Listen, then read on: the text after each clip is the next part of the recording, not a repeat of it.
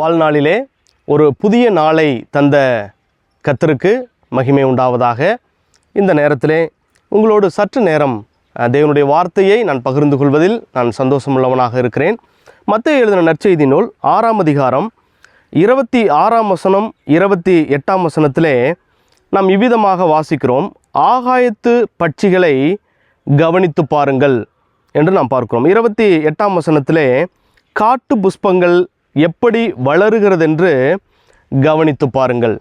இங்கே கர்த்தராகிய இயேசு கிறிஸ்து கவனித்து பாருங்கள் என்று சொல்லுகிறார். ஆகாயத்து பறவைகளை, பூக்களை, மலர்களை கவனித்து பாருங்கள் என்று கர்த்தர் சொல்லுகிறார். இன்றைக்கு நாம் ஜாலியாக அப்படியே நம்ம டூர்லாம் போகிறோம்.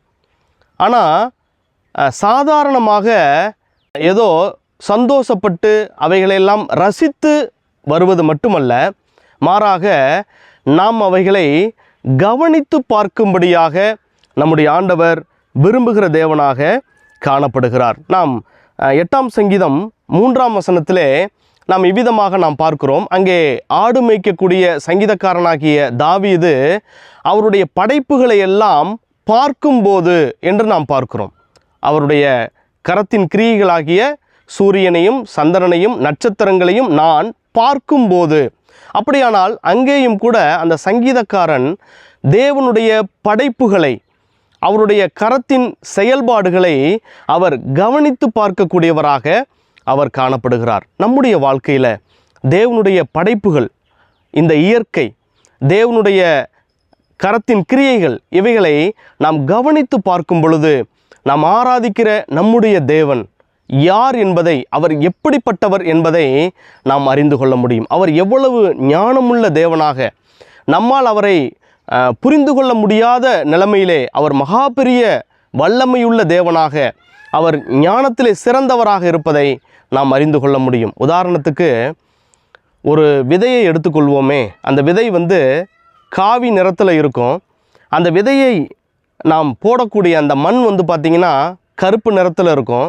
அந்த விதையை நாம் அந்த கருப்பு நிற மண்ணுக்குள்ளாக புதைத்து வைக்கும் பொழுது அதிலே இருந்து வரக்கூடிய அந்த துளிர் பச்சை நிறத்தில் வரும். அந்த துளிர் அதிலிருந்து வரக்கூடிய பூக்களை குறித்து நாம் பார்க்கும் பொழுது அது சிகப்பு நிறத்தில் இருக்கும், வெள்ளை கலரில் இருக்கும்.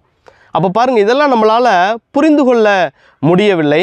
ஒரு பசு இருக்குது, அது ஒரு கருப்பு நிறத்தில் இருக்குதுன்னு வச்சுக்குவோமே. அந்த பசுமாடு பச்சை நிறத்தில் இருக்கக்கூடிய புல்லை சாப்பிட்டு அது வெள்ளை கலரில் என்ன செய்யுதுங்க, பாலை கொடுக்கக்கூடியதாக இருக்கிறது. இப்படி தேவனுடைய காரியங்கள் ஒவ்வொன்றையும் நாம் கவனித்து பார்க்கும்போது மாத்திரம்தான் நம்முடைய ஆண்டவர் கிரகிக்கக்கூடாத பெரிய பெரிய காரியங்களை செய்கிறவர், அவர் ஒருவராய் பெரிய அதிசயங்களை செய்கிறவர் என்பதை நம்முடைய வாழ்க்கையில் இருந்து நாம் என்ன செய்ய முடியும், புரிந்து கொள்ள முடியும். எனவே தேவனுடைய படைப்புகளை நாம் ஏதோ சாதாரணமாய் பார்த்து ரசித்து விட்டு அப்படியே ஜாலியாக ஒரு டூர் போயிட்டு வர்றதில்லைங்க. மாறாக ஒவ்வொன்றையும் நாம் கவனித்து பார்க்கும் பொழுது தேவனுடைய வல்லமை எப்படிப்பட்டது என்பதை நாம் அறிந்து கொள்ள முடியும். ரோமருக்கு எழுதின நிருபம் 1ஆம் அதிகாரம் 20ஆம் வசனத்திலே கூட பவுல் அப்போஸ்தலன் இவ்விதமாக அங்கே சொல்லுகிறார். நம்ம எல்லாருக்கும் தெரிந்த ஒரு வசனம். எப்படி என்றால், காணப்படாதவைகளாகிய அவருடைய நித்திய வல்லமை, தேவத்துவம் என்பவைகள் உண்டாக்கப்பட்டிருக்கிறவைகளினாலே உலகம் உண்டானது முதற்கொண்டு தெளிவாய் காணப்படும். இங்கே பாருங்கள், காணப்படாதவைகளாகிய அவருடைய நித்திய வல்லமை, தேவத்துவம் எதில் வெளிப்படுதுன்னா, நாம் காண்கிறவைகளை நாம் பார்க்கும் பொழுது அவருடைய வல்லமை, அவர் எப்பேற்பட்டவர் என்பதை நாம் அறிந்து கொள்ள முடியும் என்று சொல்லி அங்கே பவுல் சொல்லுகிறதை நாம் பார்க்கிறோம். எனவே நாம் கவனித்து பார்க்கும் பொழுது நம்முடைய வாழ்க்கையிலே நாம் ஆராதிக்கிற நம்முடைய தேவன், நம்மோடு இருக்கிறவர் யார், நாம் எப்படிப்பட்டவர்கள், அந்த தேவனுடைய பிள்ளைகள் என்று நாம் அழைக்கப்படுகிறோம் என்று சொன்னால் அது நமக்கு கிடைக்கப்பெற்ற பாக்கியம் எவ்வளோ பெரியது. எந்த சூழ்நிலையிலும் நம்ம கலங்க தேவையில்லைன்னு சொன்னால் அவர் யார் என்பதை நாம் அறிந்து கொள்ள வேண்டும். எனவே இயற்கைகளை எல்லாம் நம்ம என்ன செய்யணுங்க, உற்று கவனித்து பார்க்க வேண்டும். இப்படித்தான் ஆபிரகாம் தன்னுடைய வாழ்க்கையில் நீங்கள் பார்த்தீங்கன்னா ஆதியாகமம் 15ஆம் அதிகாரத்திலே எனக்கு ஒரு பிள்ளை இல்லையேன்னு சொல்லி அவர் கவலைப்பட்டு தேவனிடத்தில் பேசுகிறதை நாம் பார்க்கிறோம். அந்த 5ஆம் அதிகாரம் 2ஆம் வசனத்தை எடுத்துக்கொள்வோமே. 5ஆம் அதிகாரம் 2ஆம் வசனம் பாருங்கள். அதற்கு ஆபிராம், கர்த்தராகிய ஆண்டவரை, அடியனுக்கு என்ன தருவீர், நான் பிள்ளை இல்லாமல் இருக்கிறேனே என்று சொல்லி கவலைப்படுகிறார். ஆண்டவர் அவருக்கு என்ன தெரியுமா சொன்னார்? 5ஆம் வசனம் பாருங்க. அவர் அவனை வெளியே அழைத்து, நீ வானத்தை அண்ணாந்து பார். நட்சத்திரங்களை என்ன உன்னாலே கூடுமானால் அவைகளை என்ன என்று சொல்லி பின்பு அவனை நோக்கி உன் சந்ததி இவண்ணமாய் இருக்கும் என்றார். பாருங்க, 4 சுவற்றுக்குள்ளாக இருக்கிற ஆபிரகாமை ஆண்டவர் என்ன தெரியுமா சொல்கிறாரு?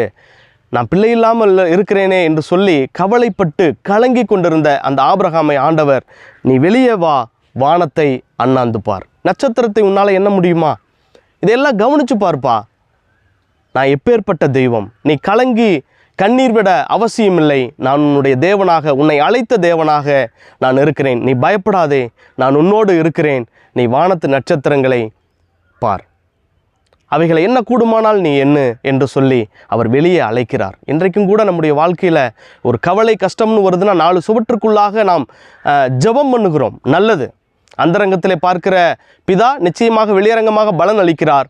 நாம் அது மாத்திரமல்ல, நாம் இயற்கைகளை, நாம் தேவனுடைய படைப்புகளை நாம் கவனித்து பார்க்கும் பொழுது நம்முடைய கவலையெல்லாம் பறந்து போகக்கூடியதாக, தேவனுடைய அந்த வல்லமையை நினைத்து நாம் பலப்படக்கூடியவர்களாக நாம் நிச்சயமாக மாறுவோம். எனவே தான் மத்தேயு சுவிசேஷம் நாம் வாசித்தோமே 6ஆம் அதிகாரத்திலே, ஆகாயத்து பறவைகளை கவனித்து பாருங்கள், காட்டு புஷ்பங்கள் எப்படி வளருகிறது என்று கவனித்து பாருங்கள். அந்த பகுதியில் நீங்கள் பார்த்தீங்கன்னா 6 முறை கவலை என்ற வார்த்தையை நாம் பார்க்க முடியும். இவைகளெல்லாம் கவனித்து பார்க்கும் பொழுது நாம் கவலைப்படாமல் கர்த்தரை முழுவதுமாக, இந்த வல்லமையுள்ள தேவனை முற்றுமுடிய சார்ந்து கொள்ளக்கூடிய ஒரு பக்குவம் நமக்கு நிச்சயமாக வரும். எனவே இனி வரக்கூடிய நாட்களிலே நாம் தேவனுடைய படைப்புகள் எதை பார்த்தாலும் சரி, அது ஆகாயத்து பறவையாக இருக்கட்டும், அது மலர்களாக இருக்கட்டும், அது வானிலே இருக்கக்கூடிய நட்சத்திரங்களாக இருக்கட்டும், அல்லது கடலிலே சஞ்சரிக்கிறவைகளாக இருக்கட்டும், எதுவாக இருந்தாலும் அதிலே தேவனுடைய கரத்தை நிச்சயமாக